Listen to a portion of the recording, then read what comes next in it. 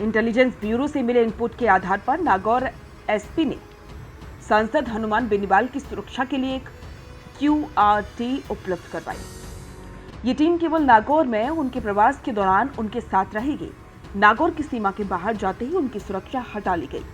जब सांसद बेनीवाल नागौर से जयपुर आए तो नागौर की सीमा समाप्त होते ही सुरक्षा भी हटा दी गई। ऐसे में नाराज होकर सांसद बेनीवाल ने सुरक्षा में तैनात दोनों PSO को लौटा दिया। नागौर एसपी नारायण टोकस द्वारा जारी आदेश में कहा गया कि सांसद के नागौर प्रवास के दौरान पुलिस लाइन से एक QRT टीम को हथियारों सहित उनके निवास के सामने सुरक्षा व्यवस्था सुनिश्चित करनी होगी। इसके अलावा कंट्रोल रूम प्रभारी को PSO के समन्वय से सांसद के आवागमन और कार्यक्रमों के दौरान संबंधित थानों से एस्कॉर्ट की व्यवस्था करनी होगी। सांसद हनुमान बेनीवाल ने सुरक्षा में लगाए गए दोनों PSO को वापस भेजने के लिए कहा और इसके बाद हनुमान बेनीवाल ने कहा कि सरकार को मेरी सुरक्षा की कोई चिंता नहीं है। पहले 4 सुरक्षाकर्मी जो आधुनिक हथियारों से लैस तैनात रहते थे, सरकार बदलने के बाद उनकी संख्या घटाकर 2 कर दी गई।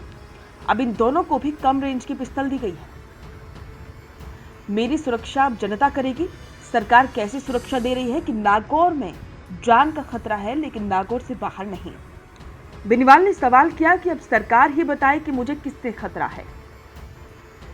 हनुमान बेनीवाल ने सोशल मीडिया प्लेटफॉर्म X पर लिखा कि मुझे विगत कई वर्षों से आधुनिक हथियारों से लैस 4 सुरक्षाकर्मी उपलब्ध कराए गए थे।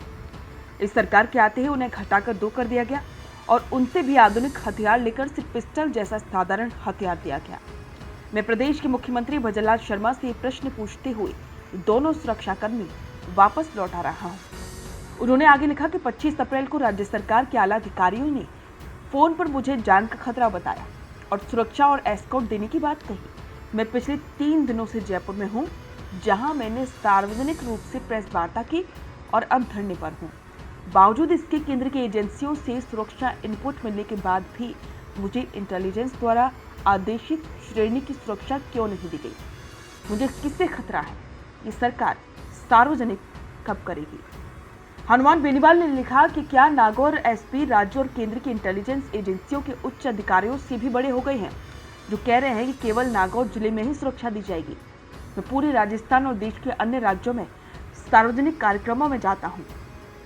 बेनीवाल ने आगे लिखा कि मुख्यमंत्री जी, मैं स्पष्ट करना चाहता हूं कि मेरी सुरक्षा आपके भरोसे नहीं है।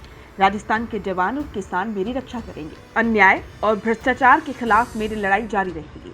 एक बार फिर से कह रहा हूं कि मुझे आपकी सुरक्षा की आवश्यकता नहीं है।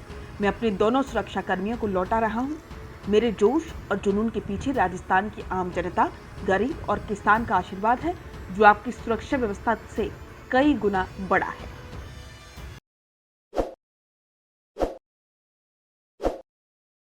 ताज़ा खबरों के लिए विजिट करें द फैक्ट इंडिया की वेबसाइट और डाउनलोड करें द फैक्ट इंडिया ऐप।